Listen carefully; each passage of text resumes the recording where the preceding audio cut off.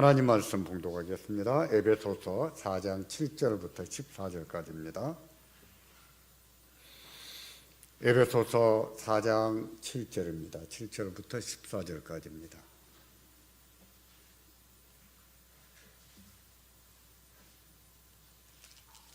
신약 성경 313쪽에 있습니다. 313쪽입니다. 제가 받들어 읽겠습니다. 하나님 말씀입니다. 여러분께서 들으시기를 바랍니다.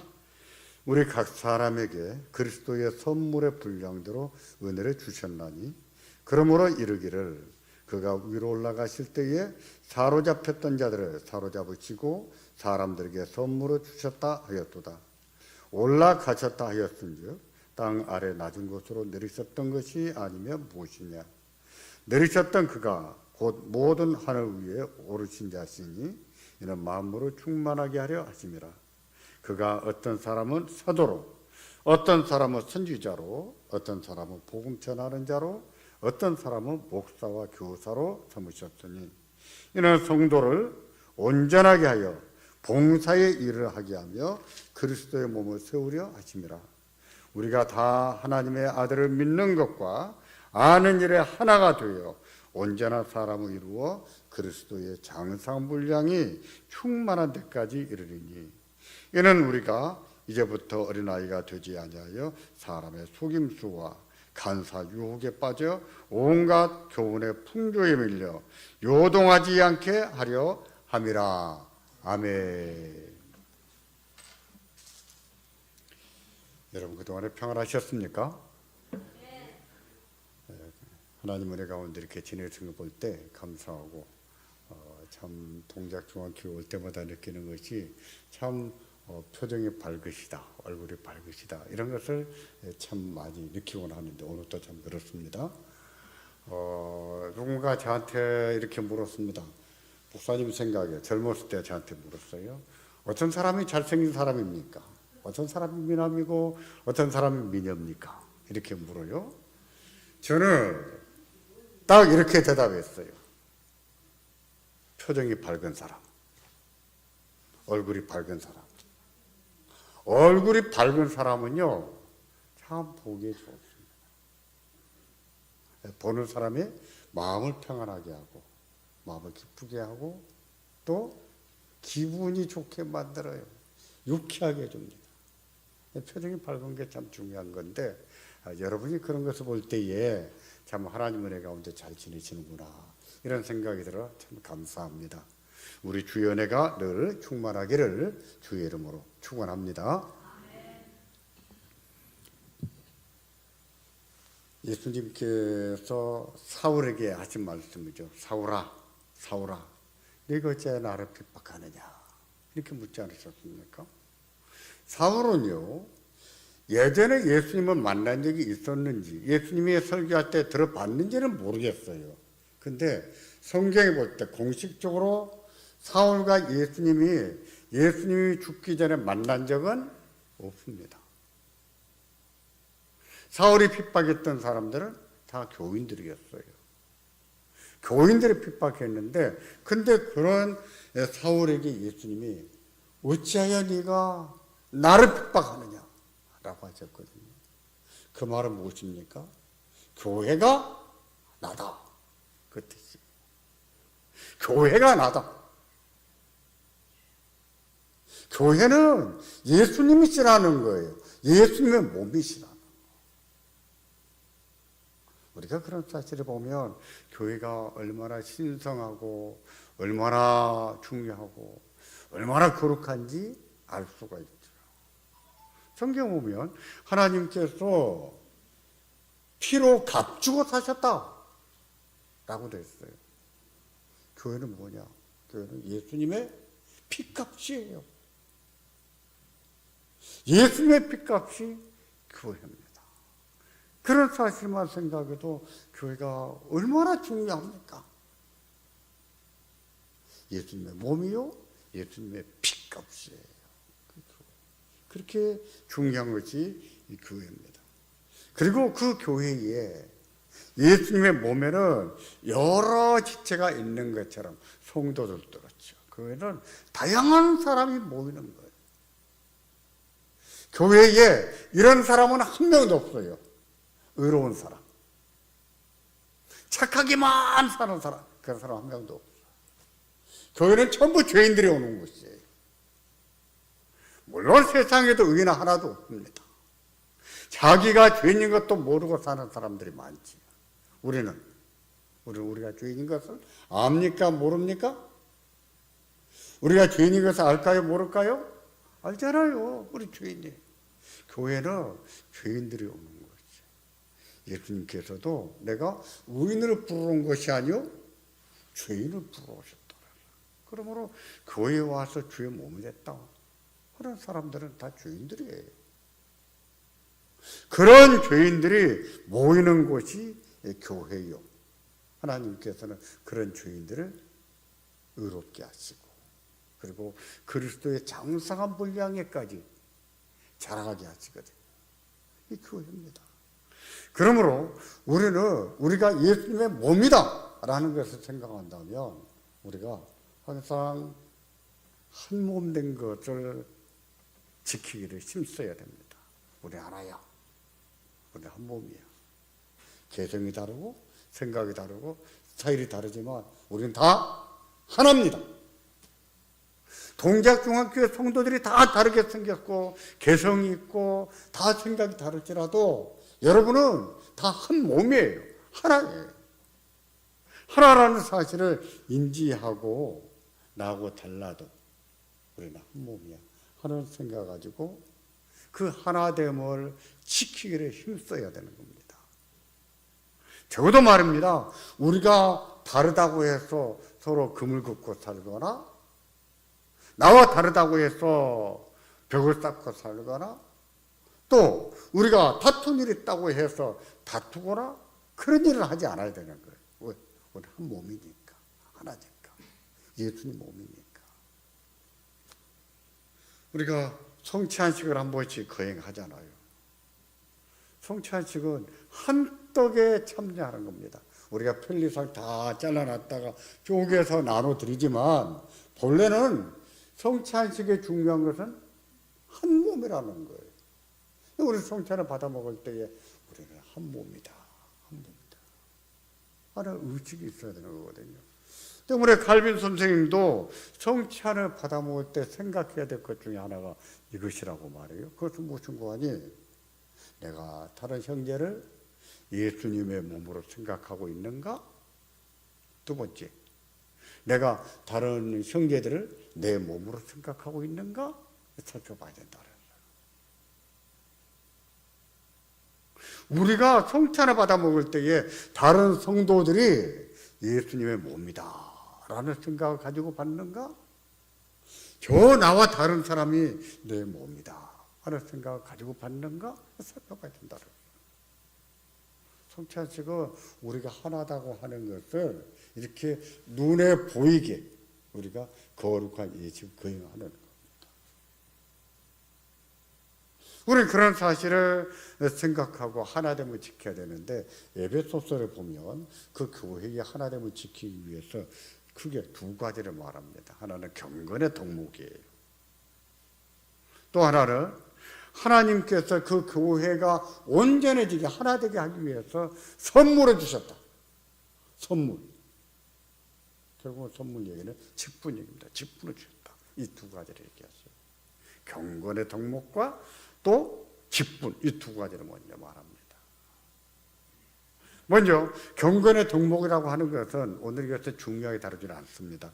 간략하게 말씀드리면 경건의 덕목은 겸손하고 온유하고 또 다른 사람에 대해서도 좀 오래 참아줄 줄 아는 것, 이런 것이 다 경건의 덕목입니다. 우리가 예수님의 몸으로서 한 몸을 이루기 위해서는 좀 다른 사람에게 좀 겸손해야 돼. 좀 화난 일이 있어도 좀 온유하게 좀 대해주고, 내가 성질이 좀 급해도 좀 오래 참아주고, 내 마음에 들지 않아도 좀 너그럽게 좀 대해주고, 이런 노력을 하지 않는다면 교회가 하나됨을 지키기가 쉽지 않습니다. 근데 보면은 회사 같으면 싸울 일이 아니에요. 왜? 상하가 분명하니까. 근데 교회니까 다투는 일이 생기는 거예요. 세상 같았으면 다투지 않을 일 가지고 교회 안에서는 다툼이 일어날 수 있는 거예요. 왜 그럴까요? 회사는 잘리면 돈을 못 받으니까 그게 무서워서 그럴지도 모르겠어요. 교회는 그보다도 예수님을 생각하면 우리가 좀 화가 나도 좀 참아줄 줄도 알고 나와 달라도 좀 너그럽게 좀 대해주고 좀 내 성질이 좀 급해도 좀 많이 봐주고 그런 노력을 하지 않으면 교회가 하나 되는 것을 지키기 어렵습니다. 하나님께서 여러분을 많이 봐주십니까? 안 봐주십니까? 안 봐주세요? 표정들을 보니까 하나도 안 봐주신 것 같은데 저는요 살면서 그런 생각을 많이 합니다. 하나님이 나를 참 많이 봐주신다. 전 그 생각 많이 해요. 하나님이 참 많이 봐주신다. 하나님이 얼마나 봐주시는데 우리가 어찌 남을 너렇게 봐주지 않을 수 있단 말이에요. 나는 은혜를 받고 살면서 어찌 남한테 은혜를 베푸질 않습니까? 그 욕심이지. 그러면 안 됩니다. 조금 너그러워야 돼요.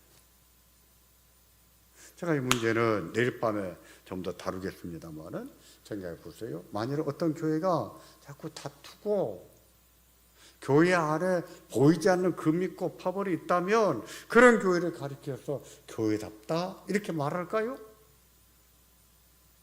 그렇게 말할 수가 없지요. 교인들이 하나같이 이기적이고 자기밖에 모르고 개인주의적이고 이렇다면 그런 교회가 한 몸이다 하나다 이렇게 말할 수 있겠어요? 그렇게 보이지가 않지요. 그래서 교회를 제일로 교회답지 않게 만드는 것이 뭐냐? 뭘까요? 다툼이라는 거예요. 다툼이 생기면 교회가 교회처럼 보이지가 않는 거예요. 고린도 교회는 분쟁이 많았잖아요. 분쟁이 어찌 너희 가운데 분쟁이 있느냐? 분쟁.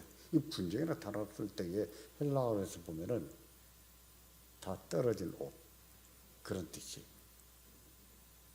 그냥 너덜너덜하게 흩어진 헤어진 그런 옷을 말해요. 쓸모가 있습니까? 쓸모가 없다. 우리는요, 그래서 옷이 너무 흔해요. 옷이 너무 흔해가지고, 의류함에 보면은 날마다 의류 박스가 챙겨나가서 보는데, 야, 한국이 참 물자가 넘쳤구나, 넘쳐. 전 그 생각이 들어요. 근데 옛날엔 그러지 않았거든요. 그냥 함부로 버리지 않죠. 다 꿰매가서 입었죠. 고대에서는요. 여러분 옛날 영화를 보세요. 영화를 보면 아마 그런 것이 본 그런 모습 봤을 거예요.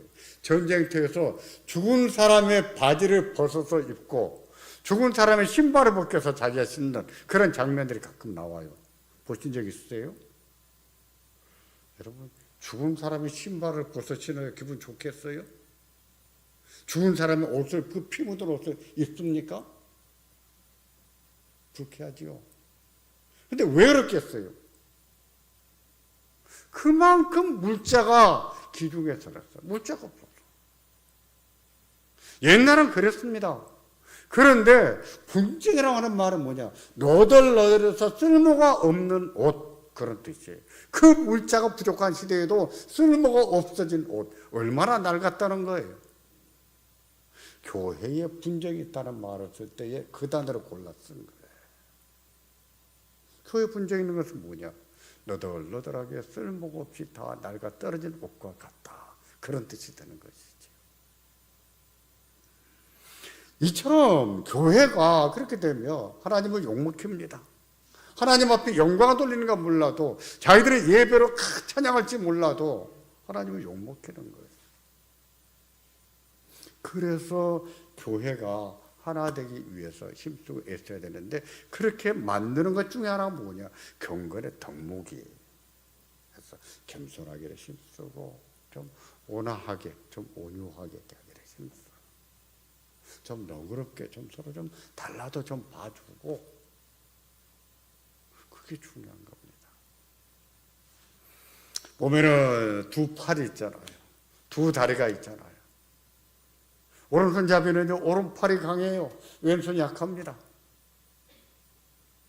왼손이 힘이 없어서 그래서 왼손은 쓸모가 없습니까?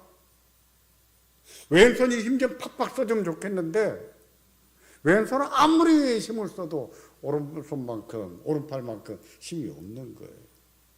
그렇다고 해서 왼팔이 쓸모가 없냐고요. 필요 없냐고요. 왼팔 없어 보세요. 얼마나 불편한지. 들어 올릴 수 있는 것도요. 약해도 왼팔이 있으니까 들어 올릴 수 있는 거예요. 턱걸이 하나 해도요. 왼팔이 힘을 못 쓰는 것 같아도 왼팔이 있기 때문에 오른팔이 힘을 더 써서 올라갈 수 있는 거예요. 약하다고 쓸모없는 것이 아닙니다. 힘이 없다고 쓸모없는 것이 아니에요. 잘 못한다고 해서 쓸모없는 것이 아니에요. 잘 못해도 힘이 약해도 뭐가 부족해도 그래도 나에게 힘이 되고 나에게 도움이 되는 거예요. 그런 것을 생각한다면 나와 다른 사람들은 어떻게 되겠습니까? 그들도 나한테는요 소중한 존재들이에요. 오른팔한테 왼팔은요 소중한 짝꿍이에요.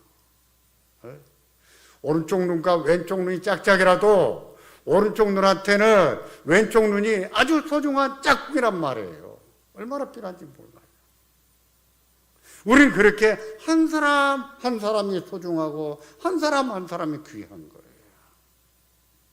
그런 사실을 안다면 우리가 어떻게 되겠습니까?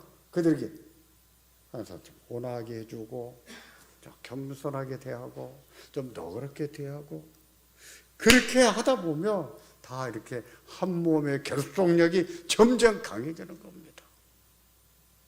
부부도 그런 것이 아니겠어요? 꼬보기 싫다고 밥 안 먹어보세요. 있던 정도 다 떨어지는 거 아니겠어요?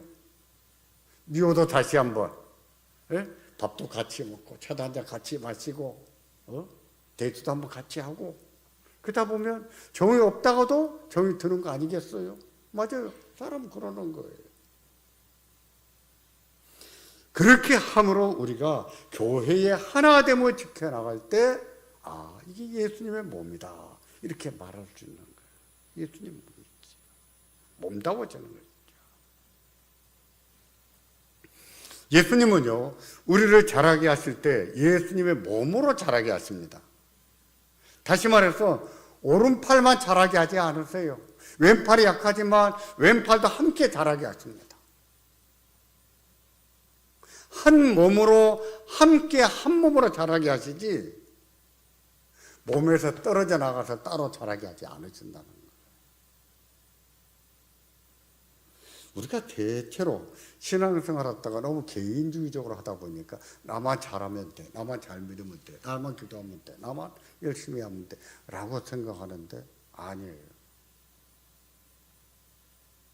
나만 하게 되면은요 자기는 할 수 있을지 모르겠지만 자꾸 주의 몸을 이루지를 못하게 되는 결과가 오게 되는 것이지.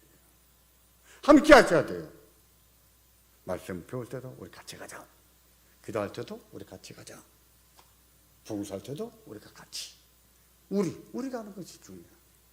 우리가 한 몸이거든요. 그렇게 함으로써 자라가게 하시는데 하나님께서 이처럼 자라가게 하실 때에 우리가 몸이 돼서 자라게 하신다 그랬거든요. 오늘 본문을 보시겠어요? 13절 4장 13절에 보시면 이렇게 말합니다. 다 같이 보겠습니다. 우리가 다 하나님의 아들을 믿는 것과 아는 일에 하나가 되어 온전한 사람을 이루어 그리스도의 장성한 분량이 충만한 데까지 이르게 하신다 이렇게 말합니다.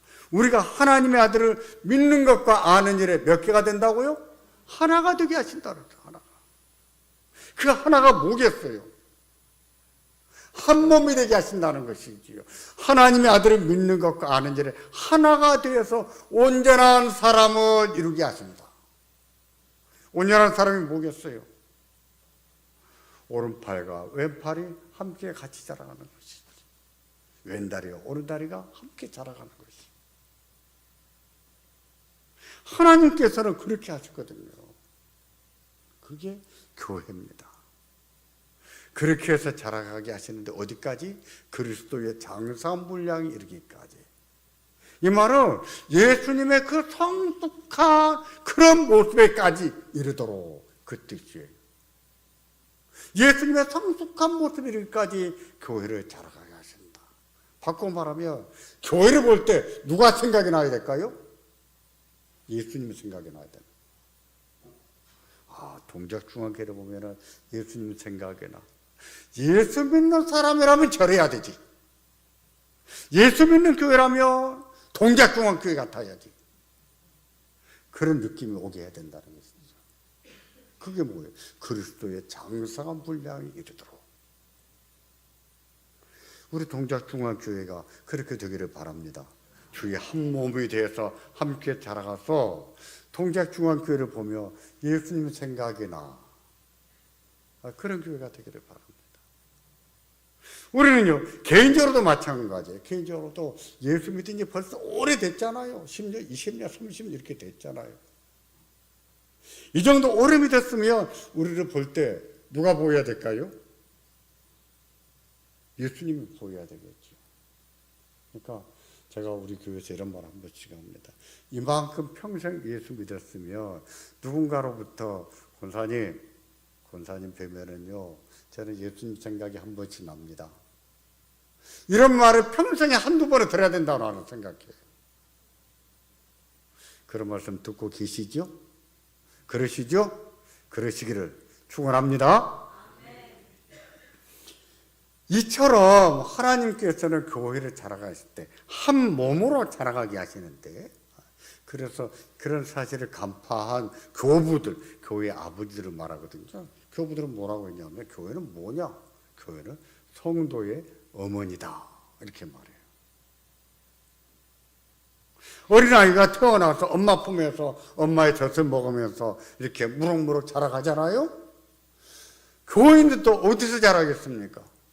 교회에서 자라는 거예요. 하나님께서는 하나님이 선택하신 영으로 구원하실 때에, 그때에 어떤 계기를 통해서든지 교회로 오게 하십니다. 교회에 와서 하나님 말씀을 듣게 하세요. 복음을 듣게 하십니다. 복음을 들을 때에 진정한 부르심이 그때부터 시작이 되는 거예요. 교통사고 나서 나는 교회 나왔습니다. 나는 꿈에 어째서 교회가 나왔습니다. 어떻게 교회 나왔든 간에 진정한 부르심은 복음을 듣는 순간부터 시작이 되는 거예요. 때문에 하나님께서는 교회 성도들, 그 선택하신 자들을 부를 때 교회로 부르시고, 교회에서 말씀을 듣게 해서 교회에서 거듭나게 하십니다. 교회에서 자라가게 하시는 거예요. 그렇기 때문에 교회는 성도의 무엇이다? 어머니다. 칼빈 선생님은요, 그래서 이렇게도 말합니다. 교회를 어머니라고 고백하지 못하는 사람은 하나님을 아버지라고 고백할 수가 없다. 바꿔 말하면 하나님 아버지 이렇게 부를 수 있다면 교회가 성도의 어머니라는 것을 알아야 된다, 그 뜻이죠. 교회는 뭐냐? 교회는 성도들의 어머니와 같은 거예요. 어머니 품 것 같다. 그렇다면 그렇게 성도들로 어머니 품에서 자라가는 어린아이처럼 자라게 하신다면 무엇을 통해서 자라게 하시는가? 뭘 통해서 자라게 하실까요? 제가 앞에서 교회의 하나됨을 위해서 두 가지를 주셨다 그랬어요. 하나는 경건의 덕목이고 또 하나는 직분 얘기를 했습니다. 직분. 이거를 다른 말로 성경에서 선물이라고 말하죠. 선물. 오늘 본문에 그렇게 나와요. 7절에 보면 우리 각 사람에게 그리스도의 선물의 분량대로 은혜를 주셨다, 이렇게 말합니다. 선물. 8절에도 예수님께서 칭찬하실 때 사람들, 교회를 말합니다. 사람들에게 뭘 주셨다고요? 선물을 주셨다. 그 선물이 뭘까요?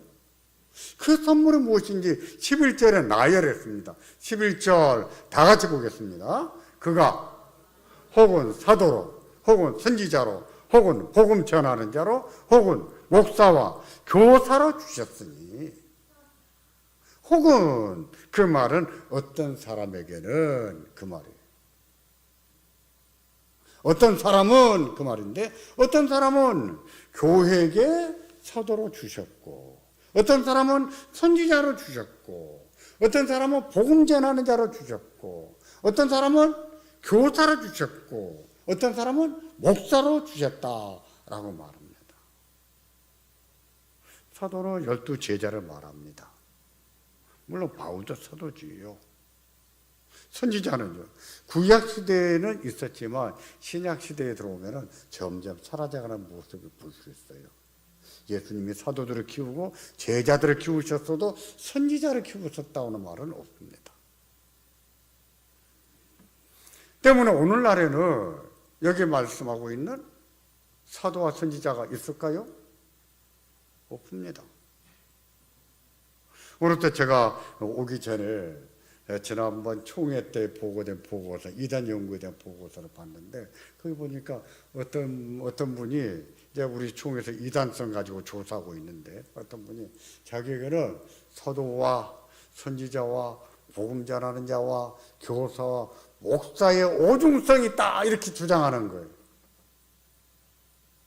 자기한테는 사도권이 있잖아요. 자기가 선지자라는 거예요.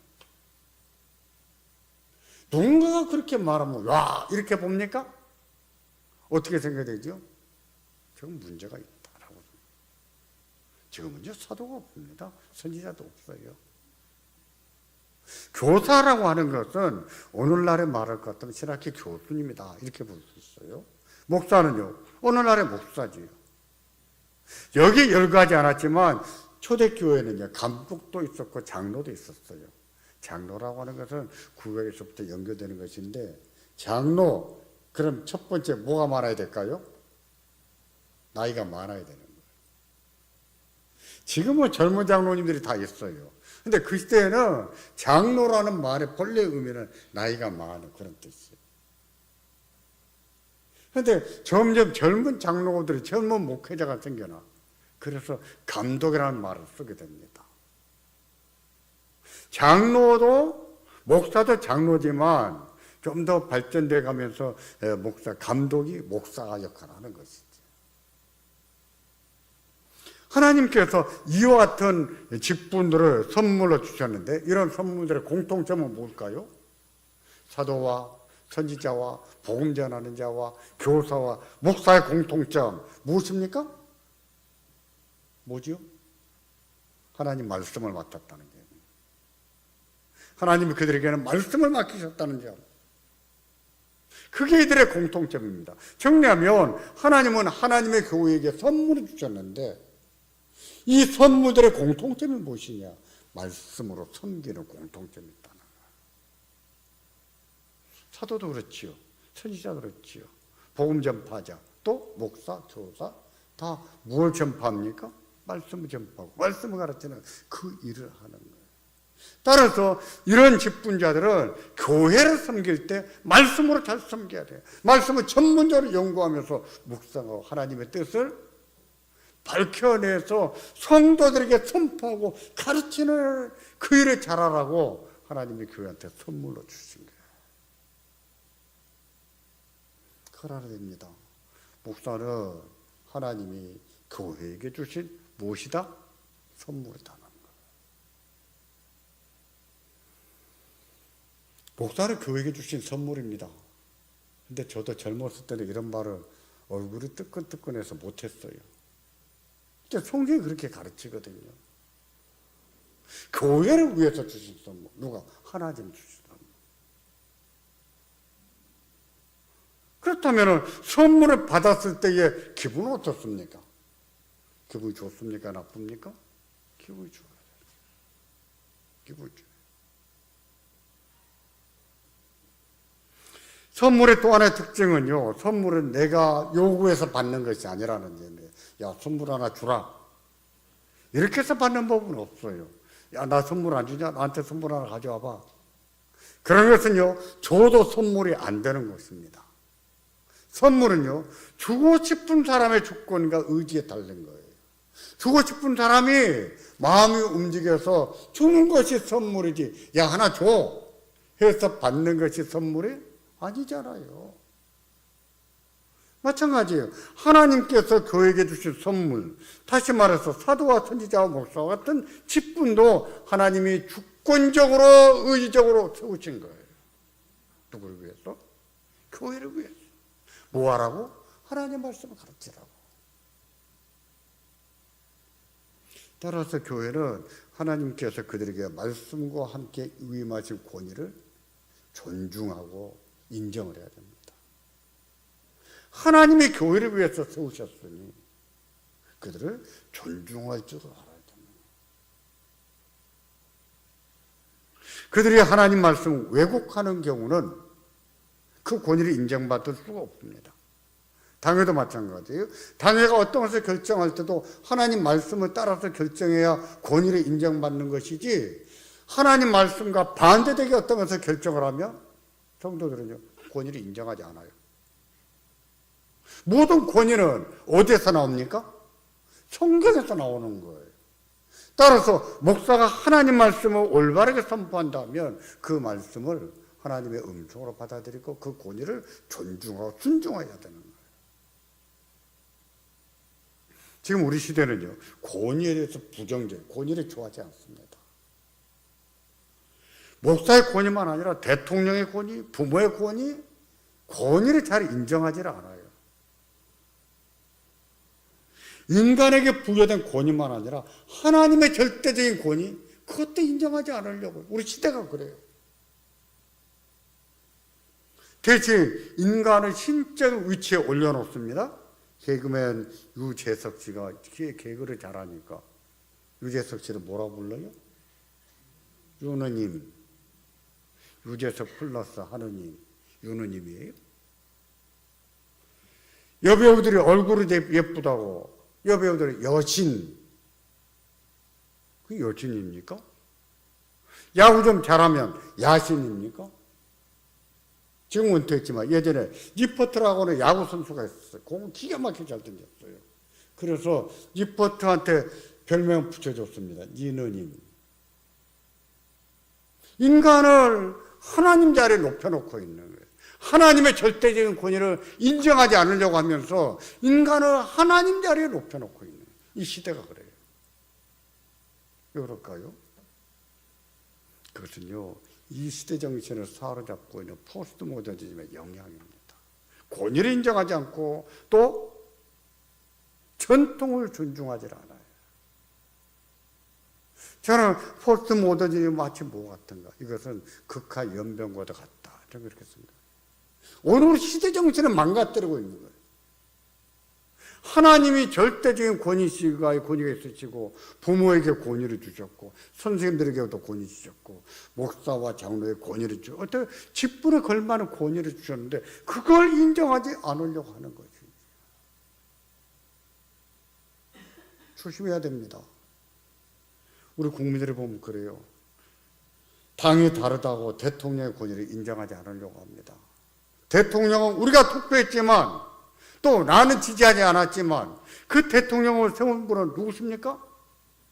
하나님이세요. 모든 권위는 하나님 앞에서 나오잖아요. 그렇다면 존중하고 인정하지도 않아야 되지요. 나는 찍어주지 않았어도. 목사의 경우도 마찬가지입니다. 장로, 권사, 집사의 경우도 마찬가지입니다. 동작중앙교회가 투표해서 찍었다고 해서 사람이 세운 것입니까? 그런가요? 아니죠. 누가 세웠습니까? 하나님이 세우신 거예요.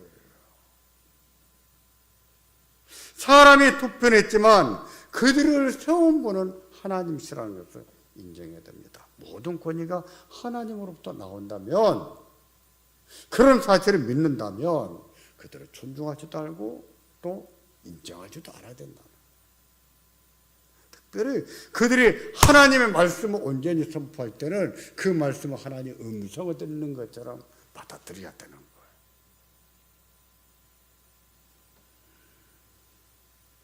생각해 보세요. 목사를 존중하지도 않습니다. 그 권위도 인정하지 않습니다. 그런데 예배 시간에, 설교 시간에 앉아있으면 은혜가 되겠습니까? 은혜가 될까요? 하나님 말씀 들려올까요? 어찌 은혜가 되겠습니까? 예전에 저희 교회에 얼마 전에 돌아가셨는데 저희 교회를 오래전에 떠났습니다. 김아무개라는 집사님이 계시는데 그분이 주일날 예배 끝나고 어느 집사님 댁에서 밥 먹는 자리에서 막 쌍소리를 하면서 이렇게 소란을 피운 적이 있어요. 저도 있는 자리인데. 그래서 제가 그날 야단을 치고 그냥 다 돌려보냈습니다.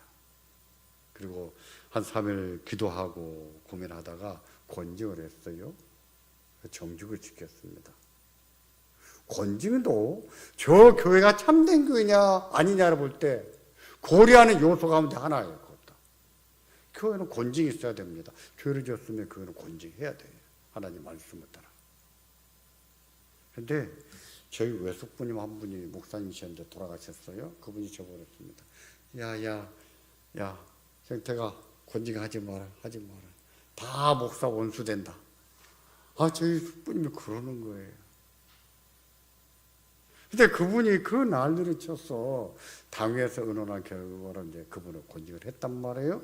그 다음부터 뭔 일이 벌어졌는가? 그분이 제가 바라봤을 때 이쪽에 한 중간쯤 앉으셨는데 항상 주일날 예배드릴 때 이러고 예배드려요. 이러다가 거기 한번 딱 돌리다가 저하고 눈이 딱 마주치면 탁 돌려버립니다. 그렇게 예배하기를 6년 동안 예배했어요. 자기 딸이 저보고 그래요. 아빠는 왜 그래? 아빠가 잘못했잖아. 아빠 그렇게 싫으면 아빠 다른 교회 가. 우리 얘기 있을 거예요. 딸이 그렇게 말하는. 근데 자기 여동생이 암에 걸린 거예요. 저희 교회는 아니었어요. 근데 아는 분이었어요. 그래서 제가 기도해 주러 간다는 말을 딱 어떻게 알았는지 알아듣고 전화가 온 거예요. 목사님, 제가 모시고 가겠습니다. 그리고 은희한테 신방 갔다가 오는 길에 우리 역 가서 냉면 한 그릇 갑시다. 집사님, 제가 집사님하고 밥 먹겠어요? 집사님 예배 시간에 이러고 예배 보는데 내가 밥이 넘어가겠습니까? 집사님 혼자 가세요. 목사님 같이 갑니다. 그랬더니 못 이기는 척하고 저 줘야 됩니다. 졌어요. 같이 가 신방하고 오는 길에 냉면을 먹고 같이 차로 그분 차로 타고 왔어요. 근데 그분이 오는 길에 저한테 그러는 거예요. 목사님, 제가 잘못했습니다. 제가 6년 동안 손해 많이 봤습니다. 제가 그게 6년이 되는 것도 몰랐어요. 몇 년째 그러고 있는지. 그분이 말해줘서 한 거예요. 6년 동안 제가 손해 많이 봤습니다. 저는요, 그분이 무슨 손해 봤는지 몰라요. 한 가지는 알아요. 뭘까요? 예배의 은혜를 못 받은 것이지요. 말씀의 은혜를 못 받는 것이지요. 6년 동안 예배 같았겠어요? 하나님 말씀 듣는 것이 하나님 말씀 듣는 것처럼 들렸겠어요? 설교가 기뻤겠어요? 은혜가 됐겠어요? 그런 것입니다. 그런 거예요. 권위를 존중하지 않고 인정하지 않으면 손해보는 거예요.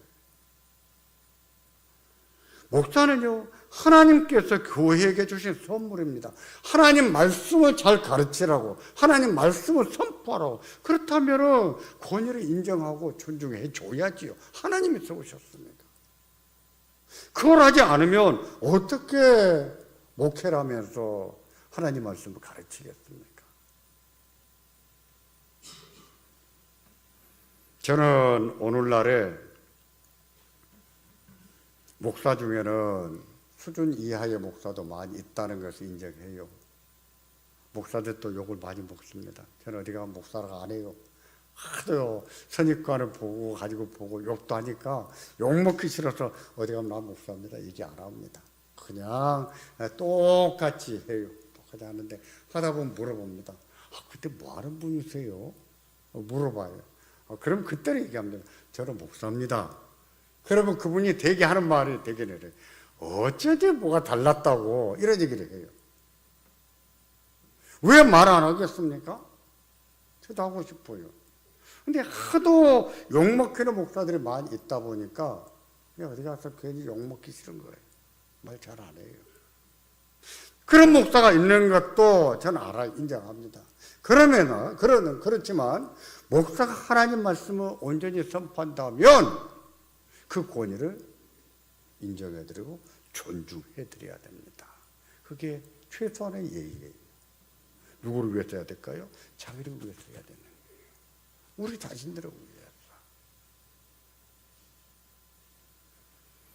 저는 몇 해 전에 뜻밖의 경험을 했습니다. 어떤 목회자를 만나서 점심으로 막국수를 먹었는데 점심 먹고 난 다음에 나가면서 계산하려고 보니까 계산이 됐다는 거. 그럴 리가 없다고.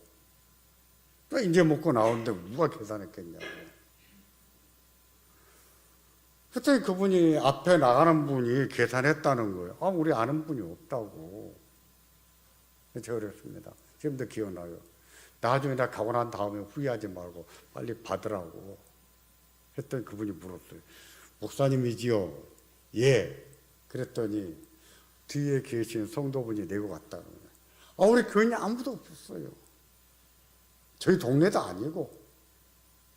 근데 저희 뒤쪽에서 음식을 드시던 분, 전혀 모르는 분이었는데 우리를 대화를 듣다가 제가 목사인 거 알았던가 봐요. 나가면서 밥값을 내고 나갔다는 거예요. 저는 함께 밥 먹은 친구한테 세상에 살다 보니까 이런 일도 다 있다요. 내가 목사로 살면서 목사 대접받을 때도 다 있더라. 지금처럼 목사의 권위가 땅에 떨어진 시대에 목사를 존중하고 하나님의 종으로 여기는 사람들도 있구나. 참 감격이 되었습니다. 여러분은요 그렇게 안 하셔도 돼요. 어디 음식점에 갔는데 이명태 목사가 밥 먹고 있더라. 나가면서 제 밥값 안 내고 나가셔도 괜찮습니다. 그러지 마세요. 조영 목사님이 밥 먹고 계시더라. 그래서 목사님 밥 먹고 나가면서 목사님 밥값까지 딱 계산을 나가고 그렇게 안 하셔도 돼요. 그 안 하셔도 목사님 섭섭하게 생각하지 않습니다. 그러나 이것만큼은 하셔야 돼요. 하나님 말씀을 선포할 때 그 말씀을 하나님 말씀으로 받아들일 줄 알아야 됩니다. 하나님 말씀을 온전히 선포하고 성경을 연구해서 하나님의 뜻을 선포하고 잘 가르친다면 그 권위를 존중하고 인정할 줄 알아야 되는 거예요. 누구를 위해서요? 여러분 자신들을 위해서. 조영 목사님이 좋아서 두 번째 문제예요. 먼저 누구를 위해서요? 여러분 자신을 위해서. 왜? 목사를 하나님이 하나님 말씀을 전파하라고 교회에게 주신 무엇이다고요? 선물이니까. 여러분을 위한 선물이니까 그렇다는 거예요. 그렇다면 사도와 선지자와 목사 같은 직분을 주신 목적은 무엇인가? 그들에게 말씀을 맡기신 목적은 무엇인가? 그 목적이 무엇인지 12절에 말합니다. 12절 같이 보겠습니다. 이는 성도를 온전하게 하며 봉사의 일을 하게 하며 그리스도의 몸을 세우려 하심이라. 하나님께서 사도와 선지자와 목사 같은 직분을 만드시고 그들에게 말씀을 맡기신 것은 무엇 때문이라고요? 성도를 어떻게? 온전하게 하려고. 성도로 온전한 성도를 만들려고. 또 성도들로 하여금 봉사의 일을 하게 하려고. 또 그렇게 함으로 우리가 한 몸이 되어서 그리스도의 몸을 이루게 하시려고. 말씀 사역을 통해서 성도들을 온전하게 하고 봉사 일을 하게 하면서 그렇게 함으로 주의 몸, 교회를 세우게 하시려고 하나님 이 선물을 주셨다는 거예요.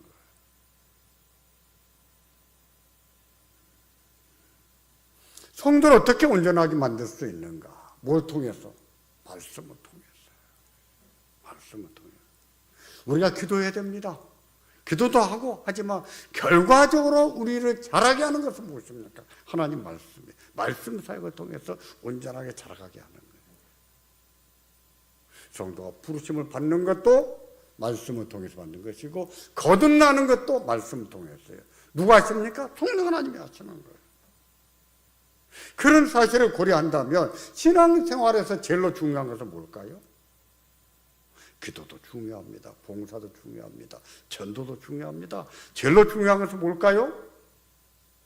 말씀을 배우는 거예요. 말씀을 배우는 겁니다. 성령 하나님께서는 이 말씀 사역을 통해서 거듭나게 하시고 자라가게 하시기 때문에 그 자라감을 통해서 우리가 할 수 있기 때문에 말씀 배우는 것만큼 중요한 게 없는 거예요. 그래서 저는 목회하면서 이렇게 했습니다. 고3 졸업하면 막 이 부서 저 부서에서 막 봉사하자고 막 데려가서 1년 동안 좀 봐주라 그랬어요. 1년만. 1년은 청년부 가서 성경 공부 1년 내내 열심히 배우라고. 열심히 배워가지고 그 이듬해부터 봉사시키도록. 안에 말씀이 없는데, 은혜가 없는데 어떻게 봉사를 하겠습니까? 말씀에 은혜가 있어야 기쁘게 봉사할 수 있죠.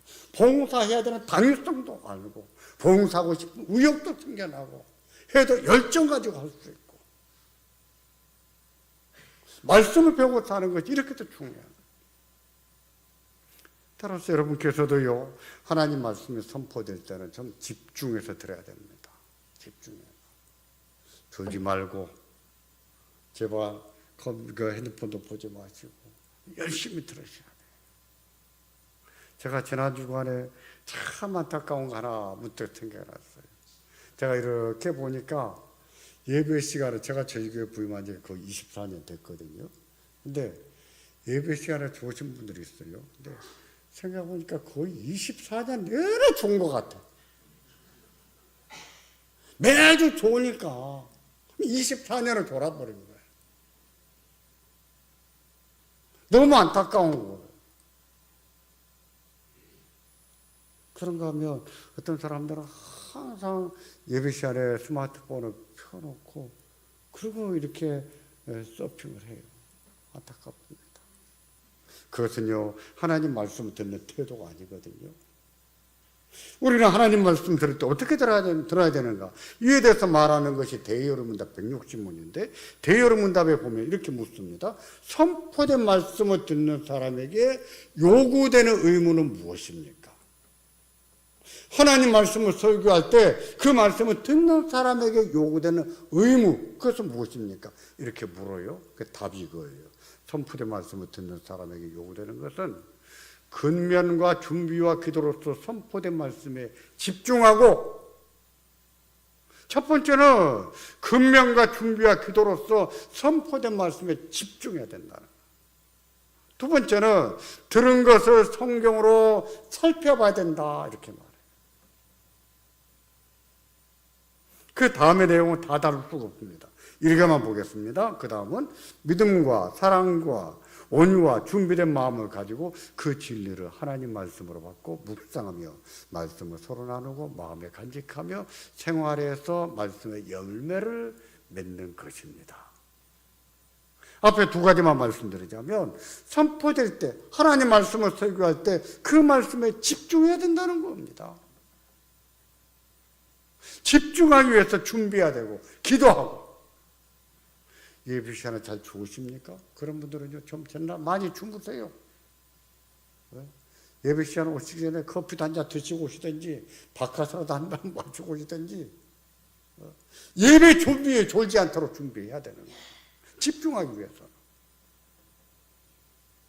그런 다음에 선포된 말씀 잘 들었습니까? 들은 말씀을 성경으로 살펴봐야 된다. 그 말은 무엇입니까? 집에 돌아가서 성경을 탁 덮어놓지 마시고 낮에 목사님이 설교하신 말씀을 한번 펴서 읽어보고, 우리 목사님 낮에 이렇게 설교하셨는데 이게 그 말씀인가? 성경을 살펴보라는 거예요. 사도행전 17장에 보면 베레아 사람들이 그랬습니다. 베레아 사람들은 마음이 신사적이어서 하나님 말씀 들을 때 간절한 마음으로 받고, 그 말씀이 그러한가 하여 날마다 성경을 상고함으로 그들 중에 믿는 자가 많았고 헬라의 귀부인과 남자도 믿더라 그랬어요. 하나님 말씀 들을 때 간절한 마음으로 받고 집에 가서는 이거지 그런가 해서 성경을 다시 한번 상고해봤다, 연구해봤다, 사색을 해봤다, 그 말이에요. 그렇기 때문에 베레아 사람들과는 달리, 데살로니가 사람들과는 달리 베레아 사람들 중에는 믿는 사람이 많이 생겨났다고 말해요. 이런 사실을 보아도 우리가 알 수 있는 것이 무엇일까요? 믿음은 어떻게 싹이 나는가? 믿음은 어떻게 자라는가? 하나님 말씀을 듣고 말씀을 사색할 때. 그래서 우리 개혁파 신학에서 신앙이 어떻게 자라는가를 말할 때 계시 의존 사색이냐 계시 의존 신앙이냐 이 둘로 생각해요. 저는 젊었을 때는 계시 의존해서 믿어버려야지 무슨 생각을 해봐 이렇게 생각했어요. 근데 아닌 거예요. 계시 의존 사색이에요. 그 말은 하나님의 말씀에 의존해서 사색을 해봤단 말이에요. 생각을 해봐야 돼. 이것이 뭐 그런 말씀인가? 문제의식을 가지고 생각해 보라는 거예요. 성경 가지고 살펴보라는 말이 그런 뜻입니다. 그래서 그들 가운데 믿는 자가 많았다 이렇게 말해요. 성령 하나님께서는 그 말씀에 선포될 때 특별히 은혜 주시는 거예요. 이건 제가 작년에 가르쳐 드린 거예요. 대음문답 155문. 여러분 교회도 그런 분이 계신지 모르겠는데 탁신자라는 말이 있어요. 탁신자가 뭐지요? 신자는 신자인데 탁신자. 예배 끝나면 집에 와서 성경을 탁 던져놓는 거야. 탁신자. 그리고 쳐보질 않아. 다음 주일날 교회 올 때 먼저 한번 탁 틀어서 교회 옵니다. 자, 이런 사람이 탁신자. 믿음이 자랄까요? 성령 하나님께서 은혜 주고 싶으신데 근데 하나님 말씀은 묵상을 안 합니다. 그대로 주실 수가 없지. 하나님께서는 우리가 주의 말씀을 잘 들었습니까? 집중해서 그 말씀을 사색할 때 그때에 성령 하나님이 깨닫게 하시는 거예요. 저는 그래서 이렇게 말합니다. 제가 설교할 때 아멘 안 해도 됩니다. 그런데 집에 돌아가서 성경을 한번 펴서 낮에 이명태 목사가 했던 설교가 정말 그런 뜻인가 한번 성경을 펴서 살펴보라 그랬어요. 그래서 그렇다고 생각이 되면 집에서 아멘 한번 하고 다음 주에 교회 와가지고 목사님 지난주 설교 진짜 아멘입니다. 제발 그렇게 좀 말해주라고 얘기했어요. 그 진짜예요. 공부 잘하는 아이들이 있어요. 학원 다닌다고 잘하는 거 아니더라고요. 학원은 백나 천나 다니는데 성적이 오르질 않아. 학원 안에 앉아있으면 다 아는 것 같아. 근데 집에 가서 풀어보면 못 풀어. 공부 잘하는 아이들은 복습을 잘하더라고요. 복습. 학원에서 배웠습니까? 학교에서 배웠습니까? 집에 가서 또 복습을 해보고. 하나님 말씀을 듣는 좋은 태도가 바로 그런 태도입니다. 하나님 말씀 들을 때는 어떻게 들었습니까? 집중해서 듣고 집에 가시면 어떻게 하시자고요? 성경을 펴서 낮에 들었던 설교 말씀을 살펴보시고 성령 하나님께서 여러분에게 자라가기는 은혜를 베푸십니다. 우리 믿음이 자라가게 하세요. 역사하세요. 어떻게 은혜를 주십니까? 말씀과 성령으로. 이것은요, 신앙의 좋은 습관이고 좋은 태도입니다. 신앙의 좋은 습관, 좋은 태도가 있다는 것은 희망입니다. 가능성이 있는 거예요. 2026년에는 이 좋은 습관도 기르시고, 그리고 하나님 말씀 들을 때 우리가 그 말씀을 집중해서 들을 뿐만 아니라 그 들은 말씀을 다시 한번 사색하는 가운데 성령 하나님이 자라게 하시고 하나님이 열매 맺게 하시는 은혜가 충만하기를 주의 이름으로 축원합니다. 기도하겠습니다. 같이 한번 말씀을 생각하면서 기도하겠습니다.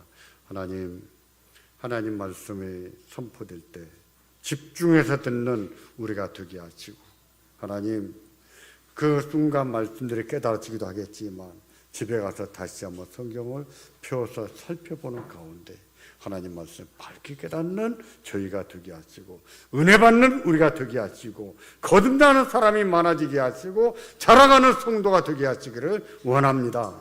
다 같이 기도하겠습니다. 전능하신 아버지, 우리 하나님의 자비와 사랑에 감사를 드립니다.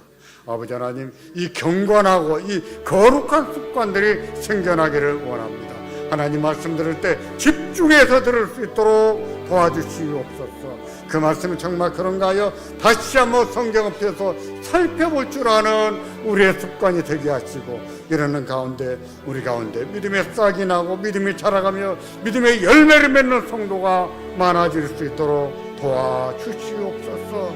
주여 우리의 심령의 은혜를 다하시고 주여 이 은혜가 충만하게 해주옵소서. 아버지 하나님, 2026년에 하나님 우리가 주의 거룩하신 말씀 가운데 살아가게 해주시옵소서. 주여 우리의 심령들이 좋은 열매를 맺는 심령으로 살아갈 수 있도록 도와주시기를 원합니다.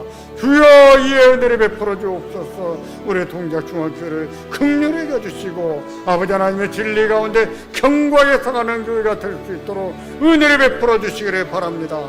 아버지 하나님 말씀 듣는 것이 재미가 있게 하시고, 하나님 말씀 듣는 것이 행복하게 하시고, 하나님 말씀을 듣는 것이 우리의 심령의 은혜가 되게 하시기를 바랍니다.